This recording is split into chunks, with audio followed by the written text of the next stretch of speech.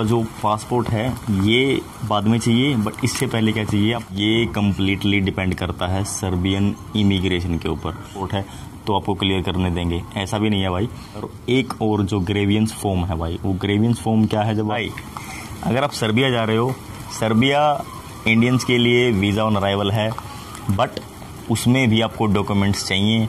कौन कौन से डॉक्यूमेंट्स हैं, लेटेस्ट इन्फॉर्मेशन के साथ क्या क्या चीज़ चाहिए, वो सारी मैं आपको इस वीडियो में बताऊंगा वन बाय वन। और कुछ ऐसी चीज़ें भी आपको बताऊंगा जो शायद आपको दूसरी वीडियो में नहीं देखने को मिलेंगी। तो friends, welcome back to the channel. मैं रोविंद धीमान आपका स्वागत करता हूं। तो भाई इस वीडियो में मैं आपको बताऊंगा कि Serbia visa on arrival Indians के लिए क्या क्या डॉक्यूमेंट्स आपको चाहिए।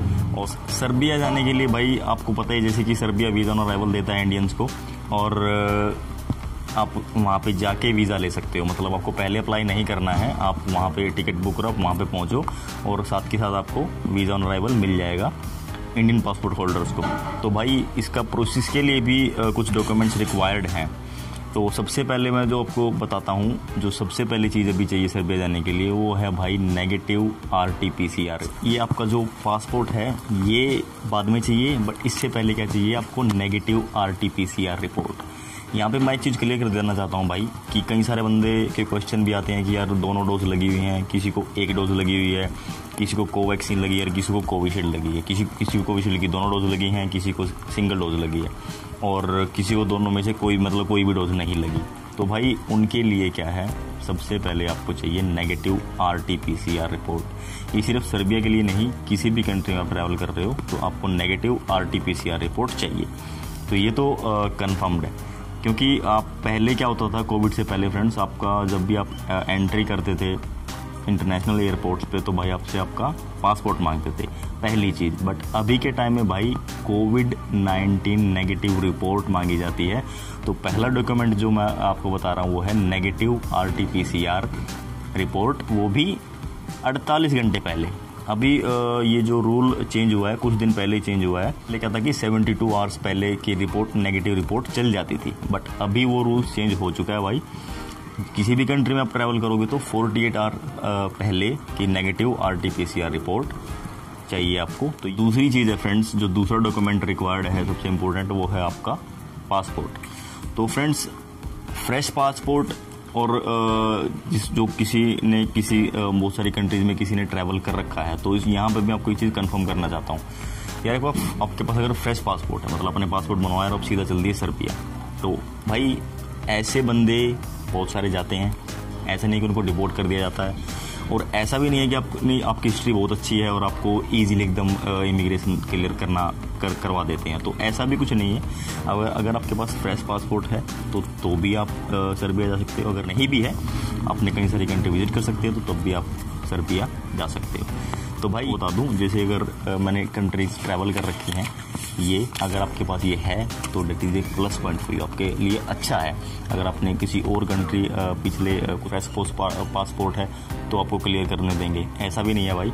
वो सारी चीज़ें चेक करते हैं, वो सारी चीज़ें कंफर्म करते हैं, तभी आपको क्लियरेंस मिलेगा। बट अगर जो डॉक्यूमेंट्स मैंने आपको बता रहा हूँ तो वो अगर आपके पास हैं तो 99% आपका इमिग्रेशन क्लियर हो जाएगा, कोई दिक्कत नहीं आएगी। क्योंकि आपका पासपोर्ट अगर 6 महीने से कम टाइम है एक्सपायर होने में तो वो वैलिड नहीं है।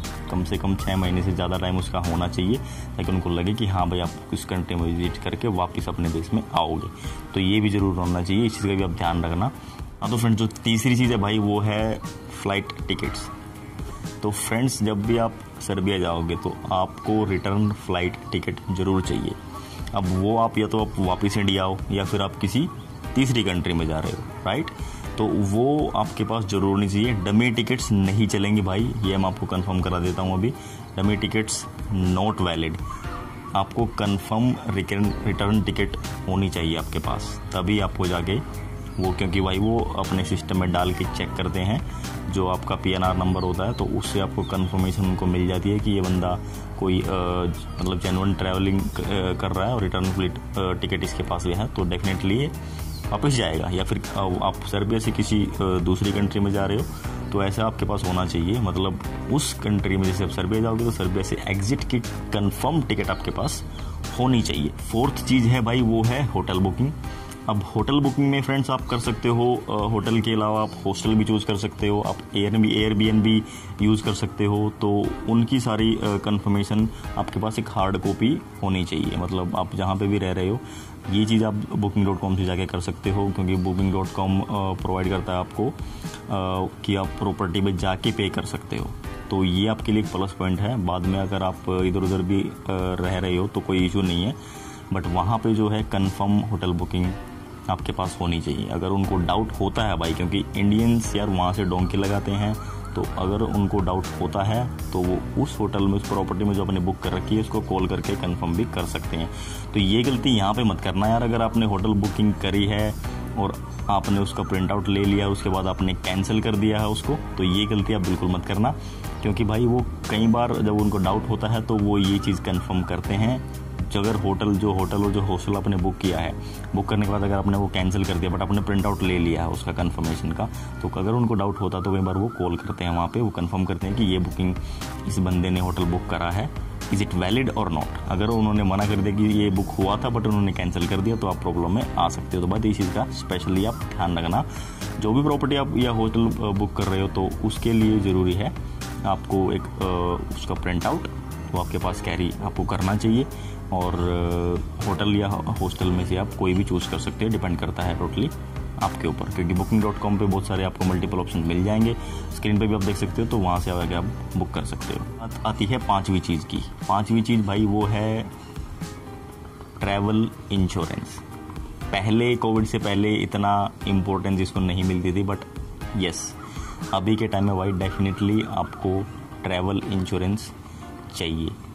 ये भाई देखो मैंडेटरी तो नहीं है, बट अभी के टाइम पे 80% ये ऑलमोस्ट हर कंट्री रिक्वायर कर रही हैं। तो भाई सर्बिया जब भी आप जाओ तो ट्रैवल इंश्योरेंस भी आपके पास होना चाहिए। अब ट्रैवल इंश्योरेंस में कई कंडीशन होती है कि 30,000 यूरो या फिर उससे ज़्यादा 50,000 यूरो। ये आप यहाँ पे कंफ्यूज नहीं होना है। तो भाई सबसे पहले आपको क्या करना है, आप स्क्रीन पे भी देख सकते हो, आपको जाना है पॉलिसी बाज़ार में। वहाँ पे जाके आप फ़िल्टर कर सकते हो। मेरे हिसाब से आपको 400 से ऊपर, मेरे हिसाब से आपको 400 to 1000 में आपको ट्रैवल इंश्योरेंस मिल जाएगा। ट्रैवल इंश्योरेंस बुक करो। ये आपको करना है जब जो डेट आप वहाँ पे आपकी एंट्री की डेट है और जब तक आप वहाँ से एग्ज़िट करोगे तो उस तक का आपको ट्रैवल इंश्योरेंस बुक करना पड़ेगा। और ये पर डे के हिसाब से होता है भाई। तो टोटल ऑलमोस्ट लाइक 1000 अंडर 1000 आप इसको बुक कर सकते हो। जैसे किसी की 10 दिन का ट्रैवल प्लान है तो 10 दिन के लिए आपको वो ट्रैवल इंश्योरेंस बुक करना पड़ेगा। तो ये भी आप अपने हिसाब से देख सकते हो, बट ये आपके पास होना चाहिए। बात आती है फ्रेंड्स कि आपको कितना कैश कैरी करना चाहिए। तो भाई सबसे पहले डॉलर या फिर यूरो, दोनों में से आप कोई भी कैरी कर सकते हो। और अगर आप फ्रेश पासपोर्ट होल्डर हो तो भाई आपको मैं सजेस्ट करूँगा कम से कम एटलीस्ट, आपने बहुत सारी कंट्री ट्रैवल आपने करी हैं पहले, तो आप हार्ड कैश आप अपना शो कर सकते हो, जैसे कि बैंक स्टेटमेंट और आपके पास क्रेडिट कार्ड है या फिर डेबिट कार्ड है और उनकी लिमिट भी अच्छी है तो वो भी आप शो करते हो अगर आप कैश कैरी नहीं कर रहे। बट अगर आप फ्रेश पासपोर्ट होल्डर हो तो मैं रेकमेंड करूँगा आपको कि एटलीस्ट 800 to 1000 आप कैश ज़रूर रखो, ताकि आपकी कोई प्रॉब्लम ही ना आए। क्योंकि भाई फर्स्ट टाइम जब वो पासपोर्ट देखते हैं, अगर आपका फ्रेश पासपोर्ट है तो डेफिनेटली वो एक क्वेश्चन उठा सकते हैं। तो बेटर थिंग के लिए आप क्या करो, आप अगर फ्रेश पासपोर्ट होल्डर हो तो डेफिनेटली आपको कैश कैरी करना चाहिए। डॉलर या फिर यूरो कोई भी आप कर सकते हो, दोनों ही बढ़िया हैं।